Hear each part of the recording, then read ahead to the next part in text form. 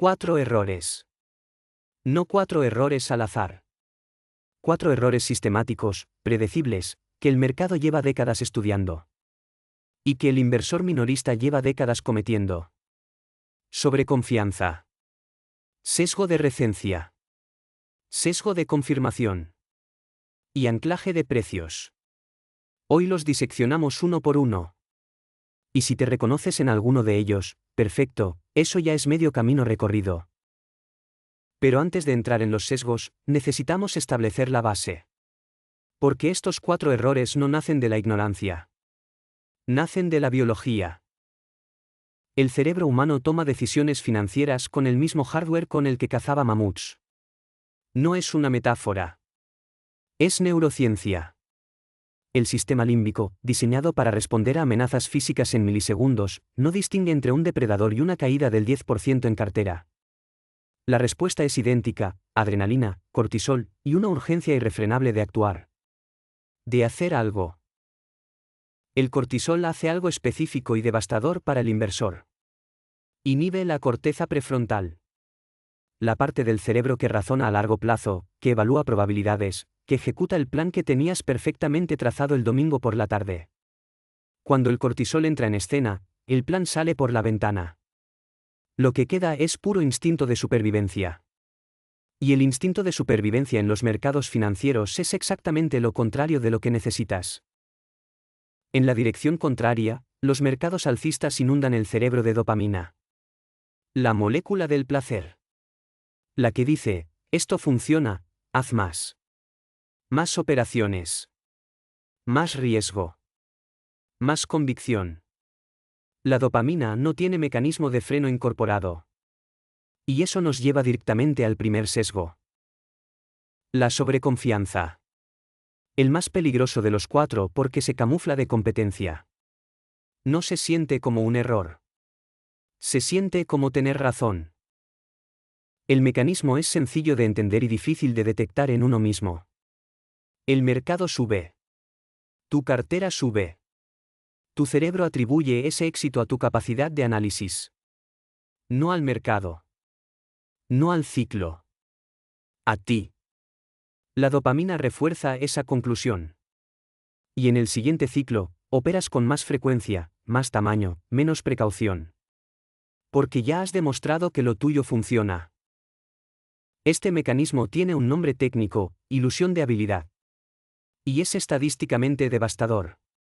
La mayoría de los inversores activos que creen superar al mercado durante 1 o 2 años buenos simplemente estaban bien posicionados para ese ciclo.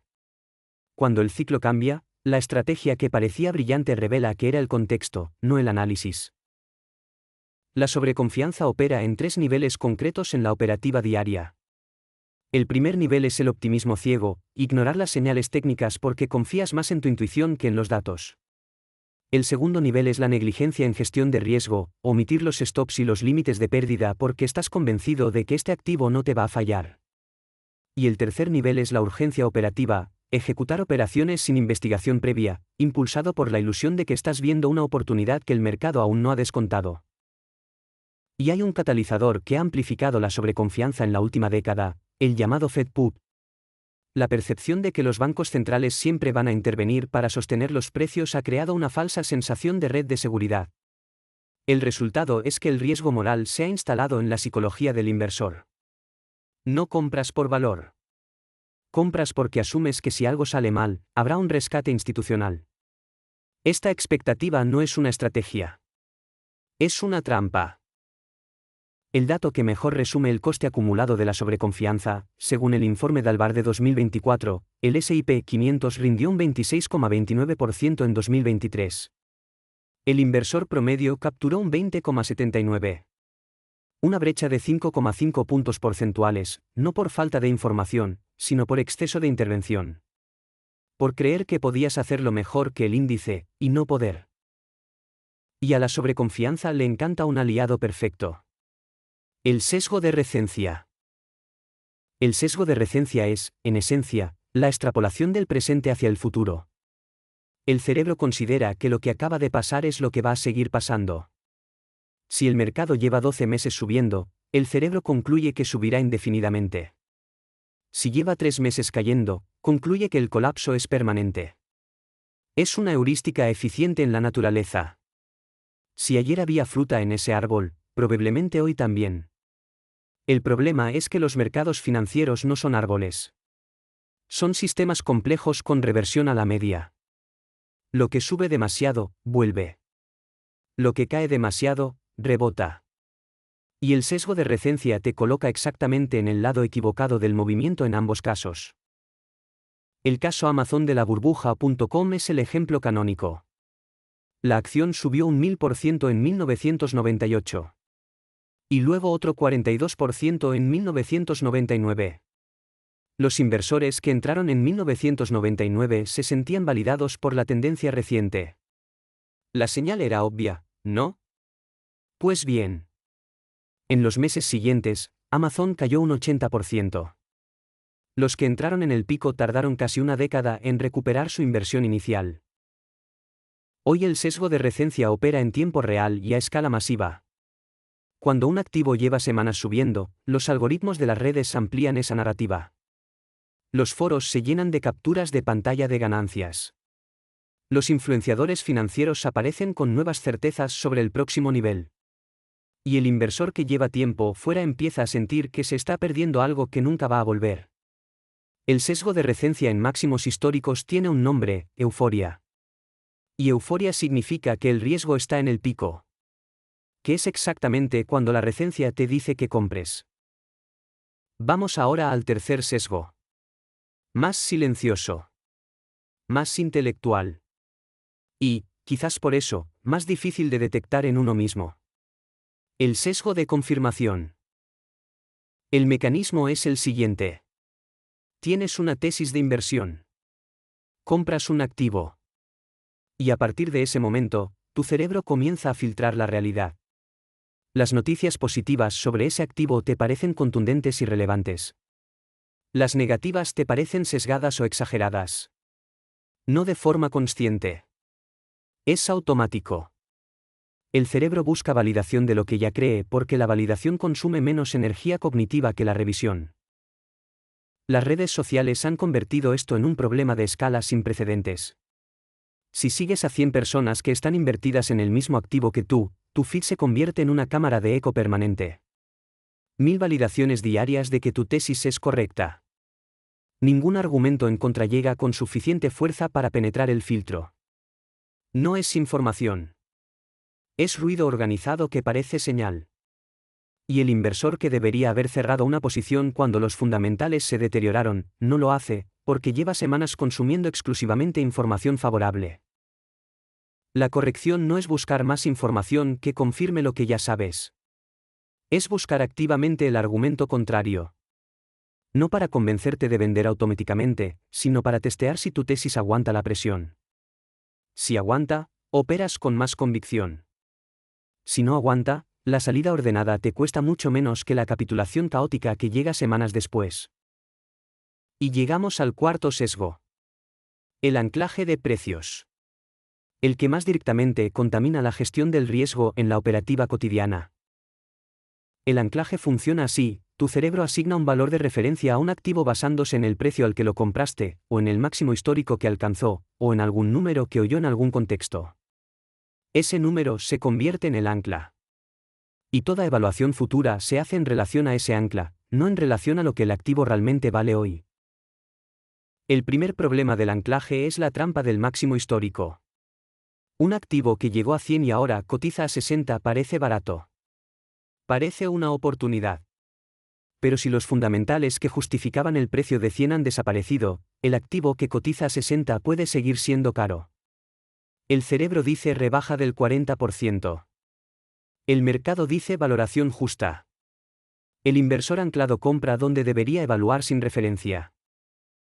El segundo problema es la trampa del precio de compra. Compraste a 80. El activo está a 50. El cerebro dice no vendas, espera a que vuelva a 80 para salir en tablas.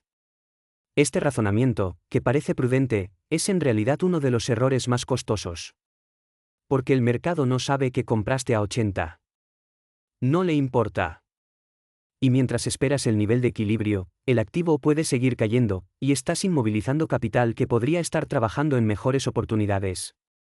La pregunta correcta no es cuándo vuelvo al precio al que compré. La pregunta correcta es si compraría este activo hoy, a este precio, sin que importara el pasado. Si la respuesta es no, ya tienes la decisión. El tercer problema del anclaje es la capitulación en el suelo. En pánico extremo, el anclaje se invierte. El inversor que lleva semanas viendo caer su cartera empieza a proyectar esa caída hacia el infinito. El cerebro concluye que irá a cero. Y vende en el punto de máximo dolor, exactamente cuando la presión vendedora se está agotando y el rebote es estadísticamente más probable. Los cuatro sesgos no operan de forma aislada. Se combinan y se amplifican mutuamente. La sobreconfianza te hace entrar demasiado tarde y con demasiado tamaño. La recencia te convence de que la tendencia es sostenible. La confirmación filtra todas las señales de salida. Y el anclaje te amarra a números que el mercado ya olvidó. Juntos, forman el ciclo perfecto para comprar en euforia y vender en pánico. El ciclo exacto que el dinero institucional necesita para acumular. ¿Y entonces qué? ¿Cómo se combate esto? No con más información. Con sistemas. Con estructuras de decisión que neutralicen la biología antes de que entre en juego. Primero, automatización del proceso de inversión. El dollar cost averaging, compras periódicas automáticas independientemente del precio, elimina el sesgo de recencia y el anclaje en un solo movimiento. No tienes que decidir si es buen momento. El sistema decide que siempre es un momento para aportar la cantidad programada. Segundo, reglas escritas antes de que el mercado se mueva. Una política de inversión documentada que defina cuándo entras, cuándo sales, qué porcentaje máximo toleras en una posición. Escrita cuando estás tranquilo, no cuando el mercado está cayendo. Porque cuando el mercado cae, la corteza prefrontal ya no está disponible. Necesitas haber tomado las decisiones importantes antes de que el cortisol tome el control. Tercero, la regla de las 48 horas. Ninguna decisión de venta motivada por noticias o volatilidad extrema se ejecuta sin 2 días de espera. El 90% de esas urgencias se disipan en ese tiempo. El 10% restante, si sigue siendo urgente, puede ejecutarse con mucha más claridad y sin el ruido emocional del momento. Y cuarto, buscar activamente el argumento contrario a cada posición que mantienes. No para cerrarte automáticamente. Para testear si la tesis sigue en pie. El asesor profesional que actúa como cortafuegos emocional puede añadir hasta un 3% de rendimiento neto anual simplemente evitando que el cliente venda en pánico. No es magia. Es estructura. El mercado es un mecanismo extraordinariamente eficiente para transferir capital desde los que operan con instinto hacia los que operan con sistema. No es aleatorio. Es predecible. Los mismos sesgos, en los mismos momentos, producen los mismos errores. Ciclo tras ciclo. La sobreconfianza te lleva a creer que eres la excepción. La recencia te convence de que el último ciclo se repetirá. La confirmación te cierra los ojos ante los cambios. Y el anclaje te amarra a números que el mercado ya olvidó. Conocer estos 4 sesgos no te hace inmune. Te hace consciente. Y la consciencia, convertida en sistema y en disciplina ejecutada, es la única ventaja competitiva que el mercado no puede copiar ni eliminar. Porque viene de dentro.